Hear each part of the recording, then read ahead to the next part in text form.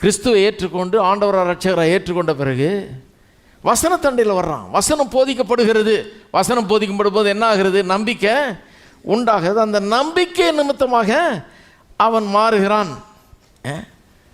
பாருங்கள், cricket match நடக்குது இந்த ஸ்டேடியத்தில்.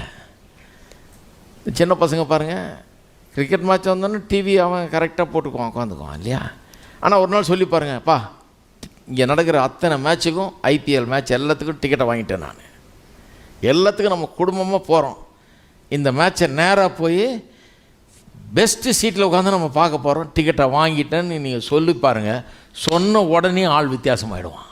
துருன்னு இருப்பான். கேலண்டரில் என்ன டேட், இன்னும் எத்தனை நாள் இருக்குது, எப்போ வரும், என்ன ஆகும், ஊரெல்லாம் போய் சொல்லுவான். ஐயோ, நாங்கள் மேட்ச்சுக்கு போகிறோம், எங்கள் அப்பா டிக்கெட் வாங்கி ரெடியாக வச்சுருக்கிறாரு, இந்த செக்ஷனில் உட்கார போகிறோமாக்கும், இவ்வளோ நல்லா பார்க்கமா. நம்பிக்கை என்ன பண்ணுது பாருங்கள், ஆளை வித்தியாசமானவனா ஆக்குகிறது இல்லையா? ஒரு பொண்ணுக்கும் பையனுக்கும் நிச்சயதார்த்தம் நடக்கும்போது அப்படி தான். நிச்சயதார்த்தம் முடிஞ்ச உடனே, அந்த காலத்துலலாம் ஃபோன் வந்து இந்த செல்ஃபோன்லாம் கிடையாது. வீட்டில் ஒரே ஒரு ஃபோனு, அது பாதி நேரம் தான் வேலை செய்யும். அந்த பாதி நேரத்தை இவங்க 2 பேரும் பேசுகிறதுக்கே சரியாக போயிடும். கல்யாணத்துக்கு நிச்சயம் பண்ணி வச்சோமே, இவங்க போகிறது என்ன, கடையில் போய் புடவை எடுக்கிறது என்ன, துணி எடுக்கிறது என்ன, அதை வாங்கணும் இதை வாங்கணும், ஒரே பிஸி. மீதி உள்ள நேரம் பேசிக்கிட்டே இருக்கிறது. அப்புறம் கேலண்டரை பார்த்து எண்ணிக்கிட்டே இருக்கிறது.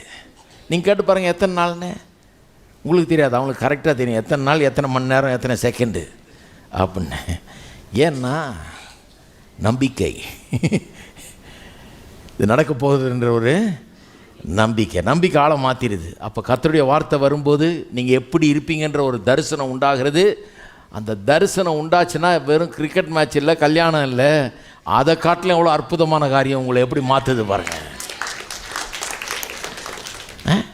ஆளை எப்படி மாற்றுது பாருங்கள், ஆளுடைய பிஹேவியர் எப்படி மாறுது பாருங்கள். கொஞ்சம் எப்படிப்பட்டவனாக அவன் மாறுகிறான். கிறிஸ்தவ வாழ்க்கையினுடைய மாற்றமே அங்கேருந்து தான் வருது பாருங்கள். கிறிஸ்துவுக்கு உங்களை அர்ப்பணித்த உடனே என்னமோ ஒரு மதம் மாதிரி யோசிச்சுட்டு இருக்காங்க சிலர். கிடையாது. ரட்சிப்புன்னு என்னங்க?